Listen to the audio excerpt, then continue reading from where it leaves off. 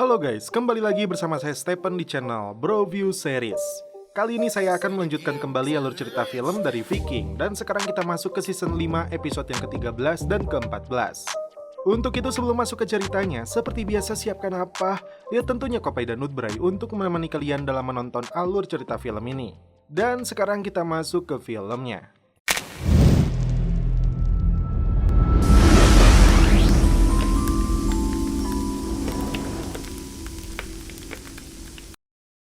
Di awal film, Raja Harald mengatakan rencana ekspedisinya ke Inggris kepada Ivar. Dia berjanji pulang dari sana akan membawa kapal penuh dengan harta karun dan budak. Sementara itu, Fitzek masih marah karena kematian Margaret atas perintah Ivar. Karena khawatir mantan istri Ube itu akan membocorkan rahasia jika Ivar tidak bisa membuat wanita hamil. Kali ini, Ivar sama sekali tidak marah karena faktanya istrinya sedang hamil meskipun kita sudah tahu bukan Ivar lah yang menghamilinya. Tapi pria berambut panjang yang sedang berdiri ini. Kedua adik kakak ini kembali beradu mulut dan mengeluarkan ancaman satu sama lainnya. People of Kattegat don't buy it.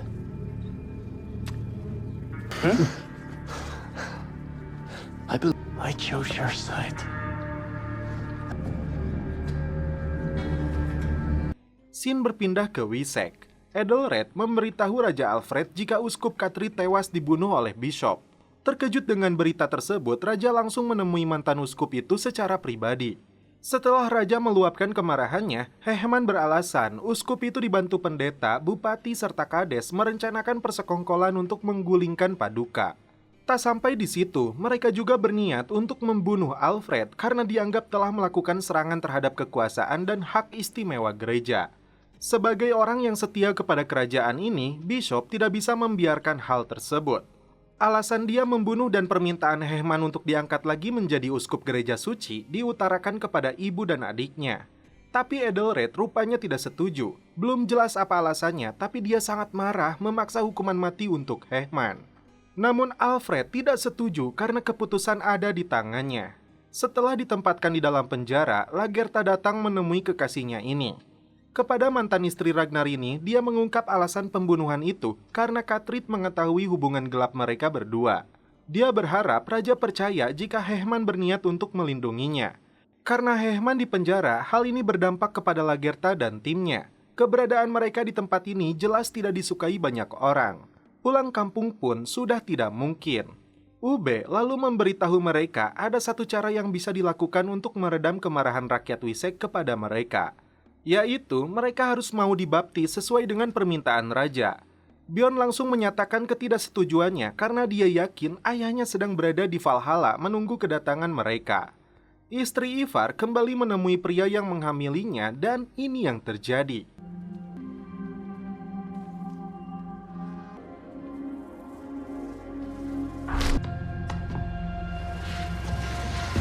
Scene berpindah ke Floki dan para pengikutnya yang sedang melakukan pertemuan. Floki mengaku bangkit dari kematian dan terlahir kembali seperti Dewa Odin. Dia berharap permusuhan di antara mereka berakhir dan hidup damai di tempat ini. Eyvind yang sebelumnya keras kepala akhirnya mengakui kesalahannya. Dia berjanji akan merubah sikapnya dan menjaga perdamaian di komunitas ini. Raja Alfred menemui Putri Elswith untuk menanyakan sekali lagi apakah dia benar-benar bersedia untuk menjadi ratu di kerajaan yang sedang terancam perang ini. Meskipun Alfred sangat kaku dan tidak pandai merayu wanita, tapi Putri Elswith ternyata bersedia untuk menjadi istrinya, termasuk berbagai ancaman dan kesulitan dengan Alfred. Padahal yang kita tahu, wanita ini sudah berhubungan dengan Bjorn. Raja akhirnya mengumpulkan seluruh petinggi dan bangsawan kerajaan ini. Hal yang mengejutkan semua pihak, Alfred memutuskan untuk mengangkat Hehman sebagai uskup Sherborne lagi. Di saat yang sama, Alfred mengumumkan pernikahannya dengan Putri Elswith dari Northumbria. Selain itu, dia hadirkan Ube dan istrinya Torfi untuk dibaptis ke dalam kepercayaan Kristen. Hujatan demi hujatan harus diterima Alfred dari berbagai keputusannya yang tidak disukai para bangsawan. Meski begitu, Judith meminta Edelred untuk selalu mendukung kakaknya. Tidak ingin dijodohkan seperti kakaknya, Edelred sudah mempunyai calon istri yang bernama Edelfled yang ternyata anak dari Katrid, uskup yang dibunuh oleh Hehman. Upacara pembaptisan bagi Ube dan Torfi digelar di pinggir sungai. Di antara mereka hanya Bjorn yang sangat kecewa dan muak saat melihatnya.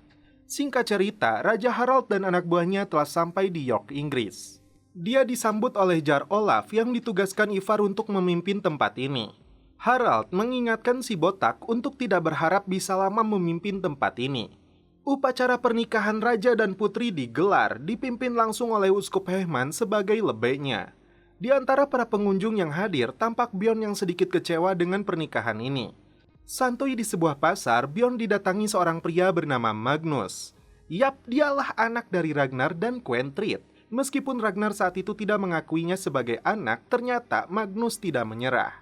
Setelah diusir oleh keluarga Alfred, dia bertahan hidup dan akhirnya bisa bertemu dengan Bjorn. Happy this makes me. Well now, my brother.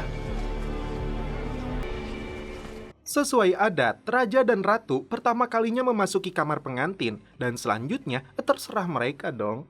Harald berencana untuk menyerang kembali Wessex dengan bantuan Olaf. Tak sampai di situ, Harald mengajak si botak ini untuk mendapatkan kemenangan di Kattegat dengan menyingkirkan Ivar. Dia terkejut dengan rencana ini karena anak-anak Ragnar itu sangat terkenal dan tidak mudah untuk disingkirkan. Bagi Olaf, meskipun dia tidak mengenal Ragnar, tapi baginya kita semua adalah anak-anaknya. Edelred diam-diam memasuki sebuah ruangan untuk menemui beberapa orang. Belum jelas apa yang akan dia rencanakan. Ambisi dan kesombongan Ivar makin menjadi. Belum puas jadi Raja Kattegat, dia memberitahu Fitzek bahwa dirinya bukan hanya keturunan dewa, tapi memang dewa sesungguhnya. Ivar merasa menjadi orang suci yang berhasil membuahi istrinya meski dijuluki tanpa tulang. Karena itu, dia akan mengundang semua orang di Kattegat untuk merayakannya dengan mengorbankan seseorang yang spesial yang dekat dengan dewa. Pertanyaannya, siapakah yang akan dijadikan tumbalnya? Setelah mempertimbangkannya, Jar Olaf akan membantu Raja Harald untuk menyerang Wessex dan mengakuinya sebagai Raja York. Bahkan, dia siap mengabdi kepada Harald untuk menggulingkan Ivar. Di tengah hujan lebat yang turun di pemukiman baru ini, suami Torun dan keluarganya mencari keberadaannya. Belum jelas kenapa tiba-tiba dia menghilang di antara air terjun tersebut. Sedangkan Floki sendiri terlihat sedang merenung di atas sebuah batu untuk meminta petunjuk kepada dewa. Upacara penobatan Ivar sebagai dewa digelar.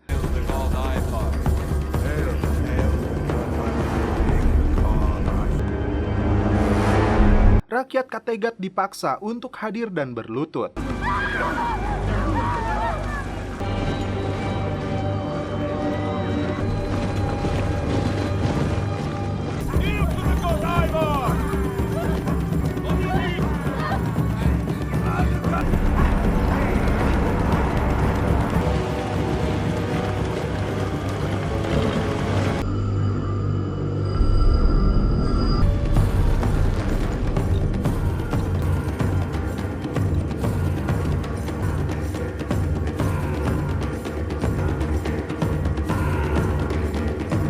Apakah yang akan ditumbalkan itu adalah si peramal? Apakah Ivar tidak takut akan dikutuk? Atau karena merasa sebagai dewa, dialah yang nanti akan mengutuk?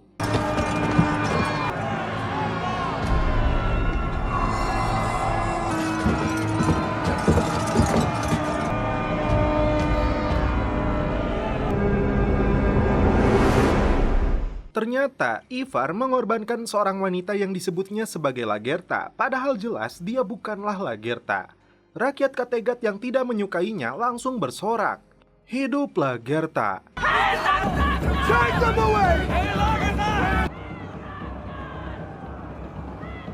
Si Ivar tetap tidak peduli, dia tumbalkan wanita itu demi kekuasaannya. In cold blood, a Danish king handed her over to King Kattegat! Traitor! Anything for power!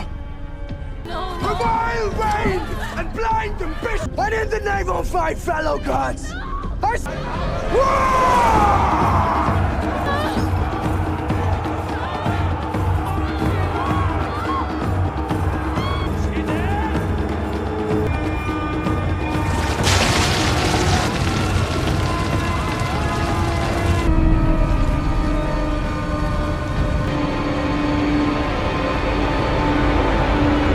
Fitzek merasa muak dengan tindakan adiknya ini. Mengorbankan wanita yang sudah jelas bukan Lagertha dan mencap dirinya sendiri sebagai dewa.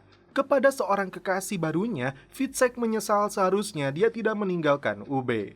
Helgi menuduh ayahnya yang telah membunuh Torun, tapi dia tidak mengakuinya. Di dalam gua, Floki didatangi arwah Torun. Absion, adik dari Helgi, mengatakan dia telah menyihir kakaknya. Anak dalam kandungannya adalah roh jahat yang tidak boleh turun ke dunia.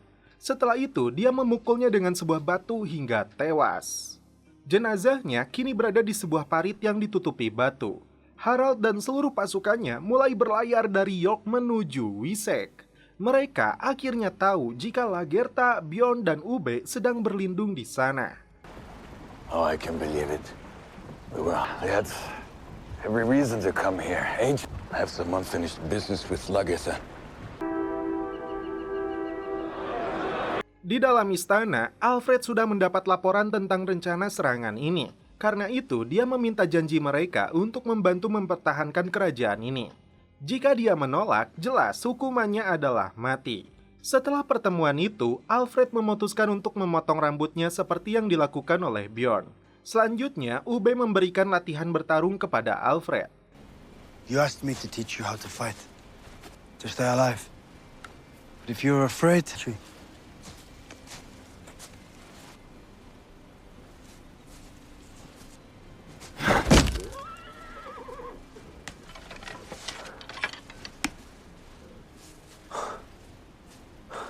Setelah dilakukan pencarian berdasarkan petunjuk dari Floki, mayat Torun akhirnya ditemukan. Meski sudah tahu pembunuhnya, Floki tidak menunjuk langsung. Dia minta pelaku untuk mengakuinya langsung. Karena kejadian ini, Floki meminta mereka semua memutuskan langkah ke depannya, apakah tetap bertahan di tempat ini atau kembali pulang. Merasa punya darah Viking seperti halnya Bjorn, Magnus menyatakan tekadnya untuk balas dendam kepada orang-orang yang telah membuangnya. Viking. Just like you. I hear Harold Finehair is on his way here with a great army. Pangeran Edelred rupanya telah resmi menikah dengan pujaan hatinya yaitu Vlad. Ternyata adik Alfred ini dengan para pendukungnya sedang merencanakan pemberontakan untuk menggulingkan raja. Dia merasa Alfred raja yang lemah yang berpihak kepada orang-orang kafir. Usulannya adalah mengadakan rapat dewan perang yang dihadiri raja, uskup Hehman, dan para pendukung Vikingnya. Saat momen itulah mereka akan menyerang dan membunuh mereka semua.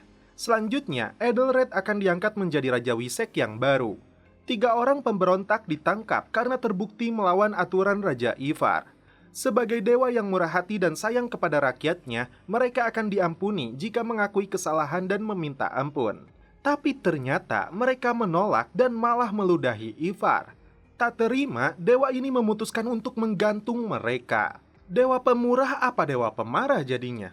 Fitzek mendatangi si peramal yang sudah makin tua dan sakit-sakitan.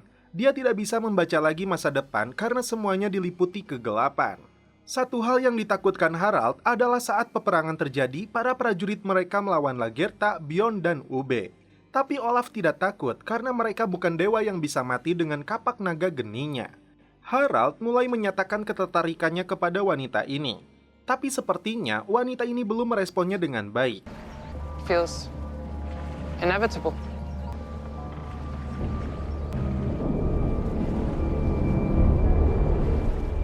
Alfred memutuskan untuk memimpin langsung pasukan perangnya dan meminta dukungan dari Edelred karena dia sangat mempercayainya. Apakah Edelred akan tetap melakukan pemberontakan?